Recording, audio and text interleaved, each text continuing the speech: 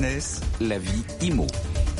Et comme tous les vendredis, la vie IMO avec Marie Cœur de Roy, on va parler d'immobilier neuf parce qu'hier on vous disait que les chiffres des promoteurs immobiliers étaient en chute libre, moins 30% sur le troisième trimestre. Et puis la demande n'est pas au rendez-vous parce que les ménages n'ont plus de banquiers derrière pour les financer. Du coup, les prix commencent à baisser, Marie Cœur de Roy.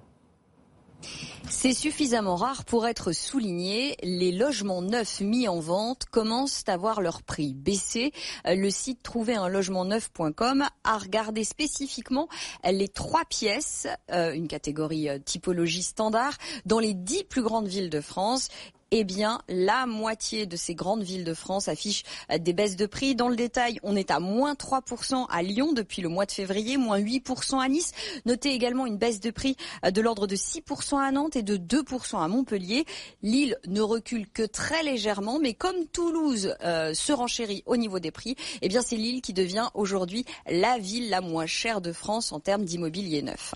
Pour les acheteurs, c'est une bonne nouvelle, mais attention, cette baisse de prix n'est pas suffisante aujourd'hui pour leur faire gagner du pouvoir d'achat immobilier. Ce qui est important de regarder pour les acheteurs, c'est non seulement l'évolution des prix, mais aussi la hausse des taux d'intérêt. Et là, pour le coup, c'est le courtier Empruntis qui a regardé l'évolution de ce pouvoir d'achat immobilier sur le logement neuf. Alors certes, là où les prix baissent, le pouvoir d'achat immobilier se dégrade un peu moins fortement, mais il reste en dégradation. Pour ça, on a regardé l'évolution des mensualités de crédit. Alors dans les villes où les prix baissent, ces mensualités n'augmentent que de 5 à 10%. En l'occurrence, il s'agit de Nice, Nantes, Lyon et Montpellier. À l'inverse, on oscille déjà autour de 15% de hausse de mensualité de crédit depuis le début de l'année sur l'immobilier neuf à Paris, Lille et Bordeaux. On arrive même autour de 20% de mensualité supplémentaire à Strasbourg, Toulouse et Marseille. 3 villes qui cumulent à la fois hausse des taux d'intérêt et hausse de prix.